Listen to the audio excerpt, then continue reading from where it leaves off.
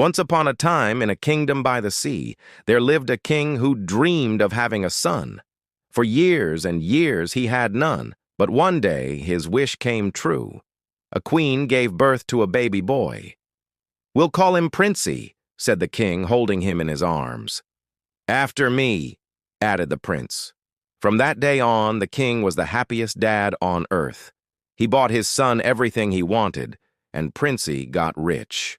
He had swords, shields, suits of armor, catapults, chariots, horses, dogs, and even camels, but he didn't care for any of it.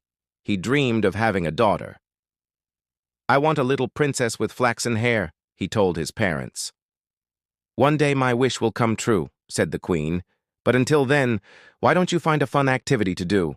There's an archery contest at the far end of the palace gardens."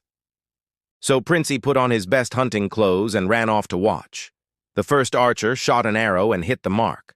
Then the second archer came forward and he too hit the mark. Pretty soon it was Princey's turn. He pulled back his bow and shot. Click! His arrow fell short. Again he pulled back, aimed and shot. Click, click, click. The arrow landed on the ground several feet away. "What's wrong, Your Highness?" asked a knight. "My arm's aching," replied Princey. "But it's more than that. This contest doesn't seem fun at all. I wish there was a competition I could enter. I bet I'd win." "You'd have better luck in the forest," said the knight. "Why do you say that?" asked Princey.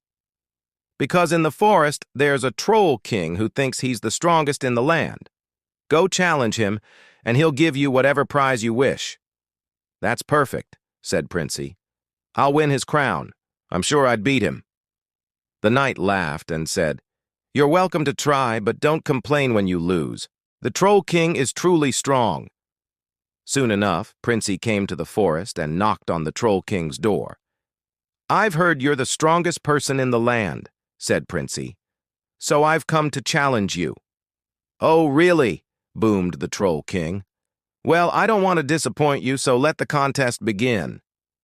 They started with wrestling, but the Troll King was too powerful. So he tossed Princey over his shoulder and laid him flat on the ground. Next, they engaged in sword fighting, but the Troll King's sword was heavier and sharper. He managed to disarm Princey and point his own sword at his throat. "Surrender!" demanded the Troll King, "and you shall live." "I won't surrender," said Princey. "Let's continue with the contest." "As you wish," said the Troll King. They wrestled some more. The Troll King threw Princey against a wall. Next, they fought with swords again. The Troll King broke Princey's shield and jabbed him with his sword.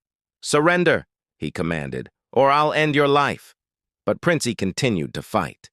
Then the Troll King seized Princey by the hair and dragged him through the forest. They ran past trees, over rivers, across plains, and finally came to a beautiful field.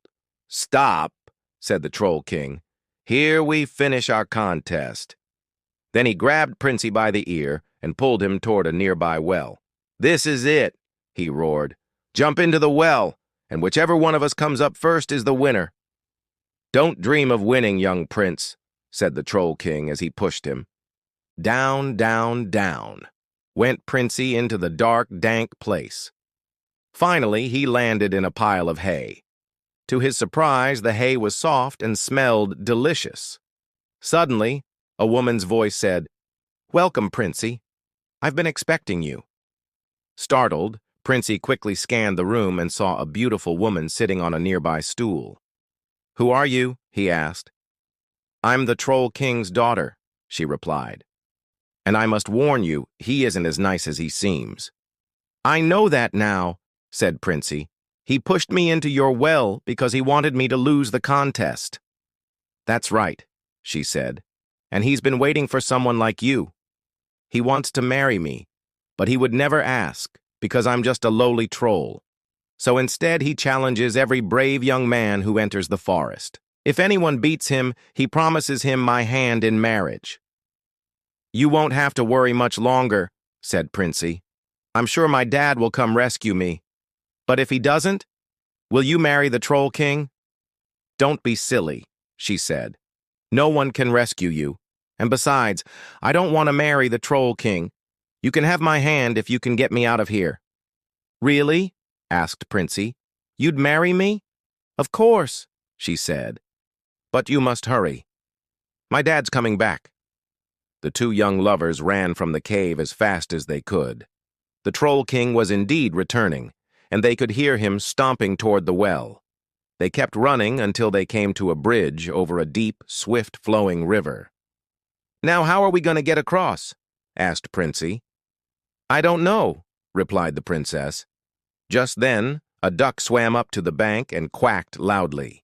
"Ride on my back, Princess," said Princey. "I'll go behind you." She climbed aboard, and he jumped in after her. Together they paddled across the river. As they did, the Troll King came racing over the bridge. "Stop!" he roared, "and get back here." "No way!" yelled Princey. "I won't let you hurt the princess." The Troll King angrily raised his club, but before he could strike, the duck stretched his wings and splashed water onto the Troll King, who slipped, lost his balance, and tumbled into the river. The duck paddled over to where he was struggling and asked, "What can I do to help?"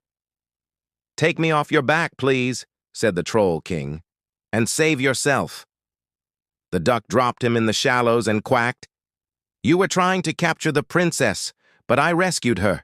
So now I demand her hand in marriage." "You can have her," said the princess. "But hurry, my father's getting stronger."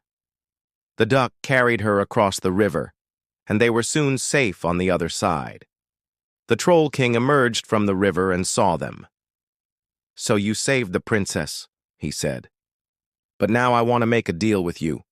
If you can guess what I was doing in that river, I'll let you marry my daughter." "Very well," said the duck. "You were taking a bath." "Wrong," said the Troll King. "I was diving for fish." "Ah," said the duck, "but you weren't diving for fish. You were washing your ears. I saw them sticking,